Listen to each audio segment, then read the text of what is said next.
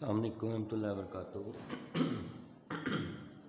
Sorry, हमारा आज का जो टॉपिक है ये है रिफ्रैक्शन ऑफ लाइट के बारे में।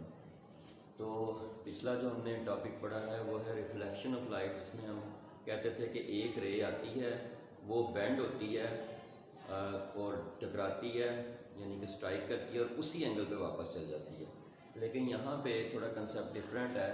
वो ये है कि एक रे जो सी है वो आती है और आके जो है ना वो बेंड हो जाती है और फिर जो बाहर निकलती है तो दूसरे मीडियम में चल जाती है। तो ये कह सकते हैं आप कि जो रिफ्लेक्शन ऑफ लाइट थी वो एक मीडियम से उसी मीडियम में थी, लेकिन रिफ्रैक्शन जो सी है दो मीडियम में होती है। तो मैं शुरू करता हूँ कि सबसे पहले ये है कि describe the reference of refraction of light the following terms, यानी कि ये टर्म्स हमने दो जो सी हैं रिफ्रैक्शन ऑफ लाइट के लिहाज से देखनी है। पहली ये है कि एंगल ऑफ इंसिडेंस, दूसरी है एंगल ऑफ रिफ्रैक्शन। ये अंडरस्टैंडिंग में आता है SLO, यानी कि इसके बारे में नो होना ज़रूरी है, थोड़ा सा समझ होनी चाहिए, ज़्यादा पढ़ना पड़ता है। तो ये है कि ये 12.3.1 SLO है। रिफ्रैक्शन ऑफ लाइट की डेफिनेशन पहले देखते हैं। The bending of light towards normal. अब बेंडिंग ऑफ लाइट अगर नॉर्मल की तरफ हो या अवे नॉर्मल हो, यानी कि बेंड हो, थोड़ी सी तब्दील हो जाए वो, on it passes from one transparent यानी ग्लास हो कोई medium into another medium यानी एयर।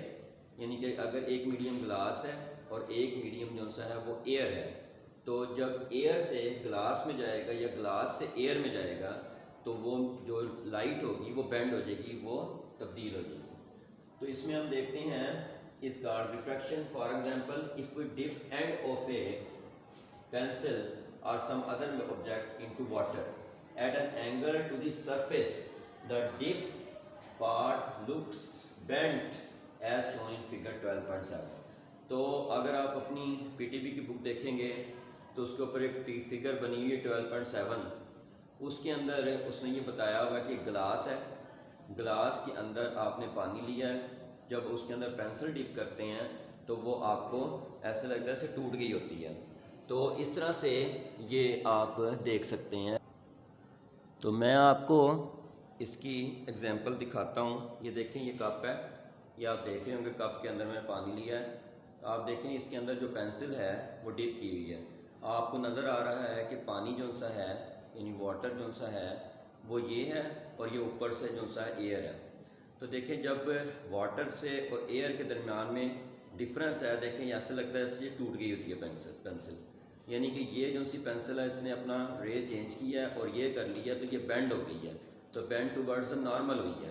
तो इस तरह से ये फिगर थी जो कि 12.7 थी, जिसका मैं हवाला दे रहा था। तो ये हम देखते हैं कि जो सी बेंडिंग होती है ये रिफ्रैक्शन की वजह से होती है। तो उसके बाद refraction of light is explained with the help of glass slab. ये ग्लास स्लैब है जी, और ये प्रैक्टिकल भी इसका है और हमने इसका प्रैक्टिकल भी परफॉर्म किया था। तो ग्लास स्लैब का कुछ इस तरीके से है कि ये स्लैब जो सी होती है ग्लास स्लैब, ये आपके तो इस तरह से जो सी रिफ्रैक्शन ऑफ लाइट है वो हम ग्लास स्लैब की मदद से रिप्रेजेंट कर सकते हैं। देखें ये रेक्टेंगुलर शेप होती है इसकी ग्लास स्लैब की, और मैंने प्रैक्टिकल परफॉर्म किया हुआ है, वहाँ पे आप देख सकते हैं ग्लास स्लैब जो सी है वो आपको देख सकते हैं। आपके रेक्टेंगल होती है और ये थिक होती है। यहाँ पे दो पिन्ने लगाते हैं हम, ठीक है। उसके बाद उसका इमेज इधर से देखते हैं। तो जब इमेज देखते हैं तो वो हमें ऐसे नज़र आता है कि थोड़ा सा बेंड हो चुका होता है। ये देखें ये सीधी रे आ रही है, लेकिन जब ये ग्लास में दाखिल हुई है, ये एयर है और ये ग्लास है, जब ग्लास में दाखिल होगी तो ग्लास में दाखिल होने के बाद उसका चेंज हो जाएगा, वो अपने पास चेंज कर लेगी। देखें ये मैं लिख देता हूँ यहाँ पे, दिस इज ग्लास, ये ग्लास है आपका और ये जो सा है एयर है मीडियम। एयर से जब ग्लास में गई है तो आप देख रहे हैं ये सीधी आने की बजाय ये बेंड हो गई है, लेकिन जब बाहर निकली है तो उसी एंगल पे निकली है जिस एंगल से एंटर हुई थी। इसलिए हम कहते हैं कि जब मीडियम चेंज होता है, मीडियम के चेंज होने से जो सी लाइट है वो अपना पाथ चेंज कर लेती है। देखिए ये नॉर्मल, ये 90 डिग्री का एंगल बनाया हुआ है जिसे नॉर्मल कहते हैं, और जब ये रे अंदर एंटर होती है दूसरे मीडियम में तो ये उसकी तरफ बेंड हो जाती है। देखिए टूवर्ड्स द नॉर्मल बेंड हुई है, ठीक है। तो इस तरह से ये आप देखें कि ये जो सी रे है जो अंदर इंसिडेंट रे कहलाती है, और ये जो सी रे है जो कि अंदर इस ग्लास के अंदर आई है, दाखिल होने के बाद बेंड हो गई है, इसे रिफ्रैक्टेड रे कहते हैं। और जब ये दोबारा एयर में वापस चली जाएगी तो ये इमर्जिंग रे कहलाती है, यानी कि इमर्ज हुई है और उसी एंगल में आ गई है जिस एंगल में पहले दाखिल हुई थी।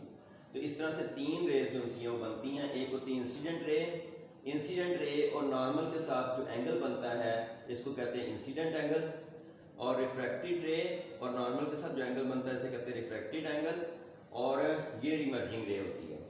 तो आप देखते हैं कि किस तरीके से हम इसको डिफ़ाइन करते हैं। तो इस तरह से हम देखते हैं कि ये रिफ्रैक्शन ऑफ लाइट जो सी हैं वो ग्लास स्लैब से इस तरह से एक्सप्लेन की जाती है।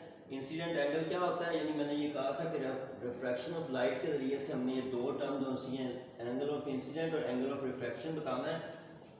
तो एंगल आई यानी एंगल जो इंसिडेंट एंगल है वो एंगल आई कहलाता है। Angle I made by the incident ray with normal, यानी जो इंसिडेंट रे है वो नॉर्मल के साथ जो एंगल बनाती है वो कहलाता है आपका इंसिडेंट एंगल। और refracted angle the angle are made by refracted ray जो सी है विद द नॉर्मल के साथ बनाती है उसको कहते हैं refracted angle.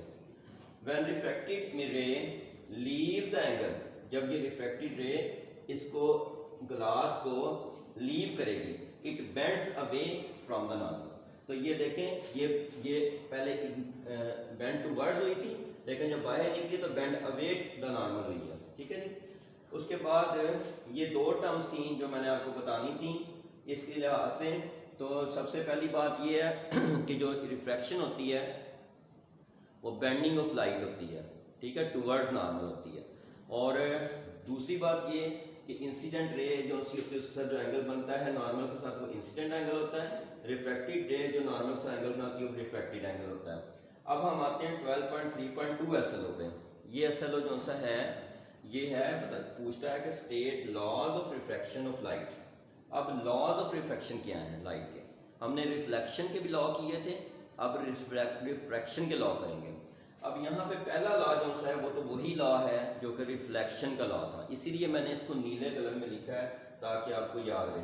The incident ray जो ये आई है, द रिफ्रैक्टेड रे जो ये बेंड हुई है, एंड द नॉर्मल और जो 90 डिग्री का एंगल है at the point of incident, यहाँ पे जब मिलते हैं इंसिडेंट होते हैं ओ पॉइंट पे of incident all lie in the same plane, ये सारे जो से एक ही प्लेन के ऊपर लाई करेंगे। उसके बाद दूसरा लॉ ये है, ये डिफरेंट है उससे, वहाँ पे हमने ये पढ़ा था कि एंगल आई और एंगल आर बराबर होंगे, लेकिन यहाँ पे ये है कि the ratio of the sine of incident angle I, यानी कि अगर हम इंसिडेंट एंगल आई का साइन ले लेंगे to the sine of refracted angle R, यानी कि रिफ्रैक्टेड एंगल आर का साइन ले लेंगे, is equal to the constant, वो एक कांस्टेंट के बराबर होता है और ये कांस्टेंट कहलाता है n और n कहलाता है रिफ्रैक्टिव इंडेक्स। तो sine I over sine R जो सा ये n के बराबर होता है, this is called refractive index. ये क्या होता है असल में कि एक रे जो सी है वो एक मीडियम से दूसरे मीडियम में जो सी जाती है, उनके दरमियान में जो दो एंगल बनते हैं उनका साइन होता है और इसको कहते हैं रिफ्रैक्टिव इंडेक्स, ठीक है जी। कैसे रिफ्रैक्ट हुई है रे, यानी रिफ्रैक्शन कैसे हुई है, किस तरह से रिफ्रैक्शन हुई है और कितनी रिफ्रैक्शन हुई है, वो हमारी n कहलाती है। ये लॉ जो सा है, ये जो सा आपने n is equal to sine a over sine r लिखा है, या दूसरा जो सा रिफ्रैक्शन का लॉ लिखा है, इसको हम स्नेल्स लॉ भी कहते हैं, इसको हम स्नेल्स लॉ भी कहते हैं। साइंटिस्ट दूसरा स्नेल जिसने ये पेश किया था, तो इसके नाम के ऊपर ये स्नेल्स लॉ जो सा है ना कहलाता है n is equal to sine a over sine r। और इस तरीके से मैंने जो प्रैक्टिकल में इसकी वैल्यू निकाली थी ग्लास स्लैब की मदद से, वो मैंने निकाली थी 1.5। तो ग्लास की जो सी वैल्यू होती है वो 1.5 होती है, 1.5 वो वैल्यू है जिसके ऊपर ये जो सी रे है वो बैंड होती है।